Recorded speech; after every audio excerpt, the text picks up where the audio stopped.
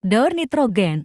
Jadi unsur nitrogen itu merupakan unsur yang paling penting dalam kehidupan karena nitrogen merupakan komponen pembentuk protein dan juga asam nukleat. Kita tahu sendiri bahwa protein itu penting bagi makhluk hidup, misalnya kalau di tubuh manusia, maka protein itu digunakan untuk membentuk komponen sel, enzim, hormon, dan lain sebagainya. Begitu juga untuk menutup lainnya, sehingga nitrogen ini penting karena nitrogen itu yang menyusun protein, tetapi tidak semua organisme atau sebagian besar organisme itu tidak bisa memanfaatkan nitrogen secara langsung dari udara. Jadi sumber utama nitrogen itu dalam bentuk N2 yang ada di udara, tapi sebagian besar organisme itu tidak bisa mengikat langsung nitrogen, tetapi ada bakteri yang bisa mengikat nitrogen langsung dari udara secara biologi maupun elektrokimia.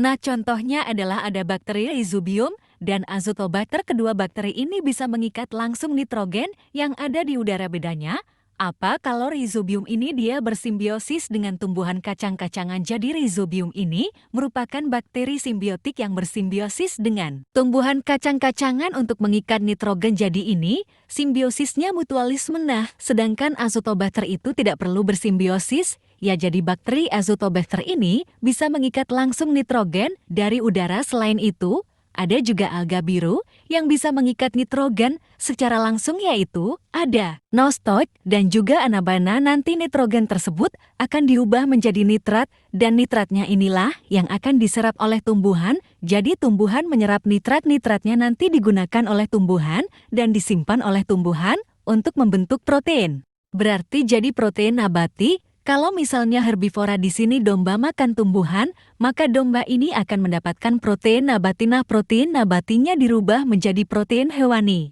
Nah, ketika hewan dan tumbuhan mati kembali lagi nanti, jadi sisa organisme itu mengandung asam amino yang dari protein hewanita, dia ataupun nabati. Nah, oleh bakteri atau oleh pengurai bakteri atau jamur ya, asam amino tadi akan kembali lagi diubah menjadi amonium atau NH4. Proses ini namanya amonifikasi, jadi dari asam amino juga menjadi amonium. Nah, bakterinya namanya bakteri Bacillus subtilis ammonium, lalu nanti akan dioksidasi oleh bakteri nitrit yaitu nitrosomonas atau bisa juga nitrosococcus menjadi nitrit. Jadi dari amonium jadi nitrit atau NO2- nitrit lalu dioksidasi kembali oleh bakteri nitrat.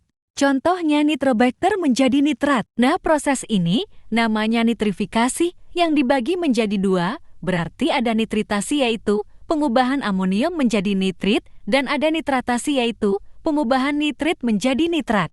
Nitrat inilah yang kemudian akan diserap oleh tumbuhan, yang tadi jadi diserap oleh tumbuhan dan akan diasimilasi menjadi protein nabati. Kalau misalnya tumbuhan ini dimakan oleh herbivor, maka protein nabatinya akan diubah menjadi protein hewani di dalam tubuh herbivora. Kalau kita makan hewan dan juga tumbuhan, maka kita akan mendapatkan protein dan mendapatkan nitrogen kembali nanti. Kalau mati kembali lagi diuraikan di dalam tanah menjadi nitrogen ini, nanti tidak semuanya akan diserap oleh tumbuhan. Sebagian akan dikembalikan lagi ke udara atau dikembalikan lagi menjadi nitrogen oleh bakteri denitrifikasi namanya Pseudomonas denitrificans. Sedangkan pengikatan nitrogen di udara secara elektrokimia, kalau ini kan biologi karena menggunakan bakteri. Kalau pengikatan nitrogen di udara secara elektrokimia itu memerlukan energi dari halilintar, jadi nanti nitrogen itu akan berikatan dengan oksigen dengan bantuan halilintar sehingga terbentuklah nitrogen dioksida atau NO2 nitrogen dioksida, kemudian akan bereaksi dengan air membentuk nitrat dan akan kembali diserap oleh akar tumbuhan.